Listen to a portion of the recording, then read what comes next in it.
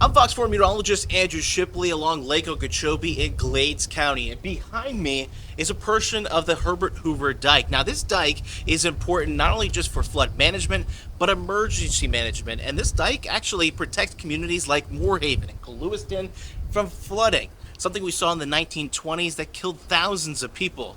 I spoke to the Army Corps of Engineers about what they expect this hurricane season and how improvements to this dike is going to help those communities as well.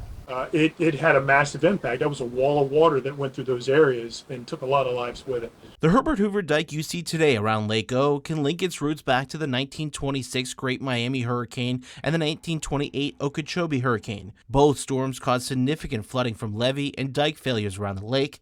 The Great Miami Hurricane alone killed more than 100 people in Moorhaven, while the Okeechobee Hurricane killed nearly 2,000 people near Belle Grande. That is why the Army Corps of Engineers is here.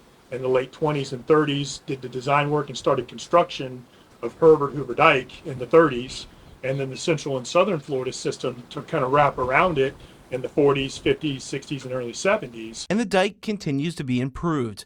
Nearly $2 billion worth of investment has been spent to improve the system over the last 2 decades. Colonel James Booth, the district commander for the Jacksonville district, says those improvements include better armor around water control structures and new water cutoff walls in many of the culverts. Someone said recently they are happy that they are working emergency operations. One of our team members said this, that they prefer in 2024 to be doing emergency operations and inspection on the Herbert Hoover Dike rather than 20 years ago. It's the best shape it's ever been in. And these improvements have allowed the Corps to hold more water in the lake. And even 3 or 4 years ago, if the lake got above, let's say it was 15 feet in elevation above sea level, 15 and a half feet, we would be out there on a regular basis checking weak spots that we knew of.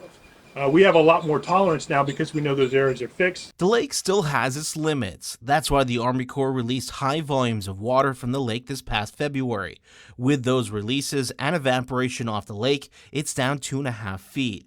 Colonel Booth says it gives them enough space for this wet season's rainfall. That sets a fairly good condition to accept what would be a typical wet season amount of water that will come into Lake Okeechobee in the system. But any extra rainfall from a tropical system would likely have to be quickly moved out of the lake in case there is another storm behind it. And then we've seen hurricanes that can blow effectively a storm surge on the lake over 10 feet of water.